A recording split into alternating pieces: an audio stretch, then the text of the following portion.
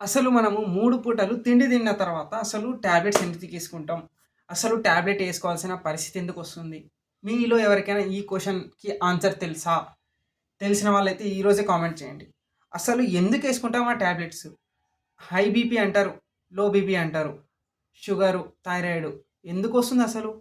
కారణం ఎక్కడ నుంచొస్తుంది అసలకి? మీకు అర్థమవుతుందా ఇంతకీ? అసలు కారణం ఉన్న చోట ఎందుకొస్తుందన్న కారణం వెతికితేనే గదా సొల్యూషన్ దొరికేది. కడుపు నొస్తుందని కడుపు మాత్ర తింటున్నారు.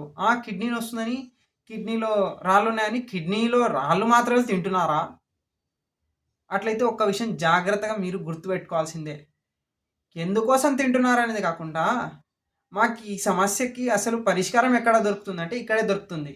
ఇక్కడే దొరుకుతుంది. ఇంకొకసారి 3 పూటలు అన్నం తిన్న తర్వాత అసలు మెడిసిన్ యేసుకుందామా? వద్దా? అనే సిట్యుయేషన్‌కొచ్చినారనుకోండి, మీరు ఒక్కసారి ఆలోచించుకోండి. దీనికి ట్రీట్మెంట్ అనేది ఉంటుంది. With the process of organic way అదొక వే ఉంటుంది.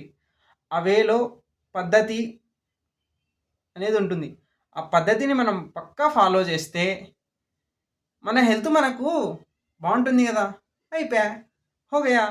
ఒకవేళ మీరు గూడా మీ హెల్త్ సమస్యతో బాధపడుతున్న వాళ్ళైతే ఈరోజే రాజీవ్ దీక్షిత్ పంచగవ్య చికిత్స హెల్ప్ సెంటర్ మరియు 8125218351 ఈ నంబర్‌కి మీరు ఈరోజే కాల్ చేయండి, సంప్రదించండి. మీ మెడిసిన్‌ని ఇంటి వరకు అదేమంటారు? ఆ! పార్సెల్ చేసుకోండి మీ ఇంటికి. ఓకేనా? Bye bye. ఇట్లు మీ ఉస్తాద్ సూరజ్ కుమార్.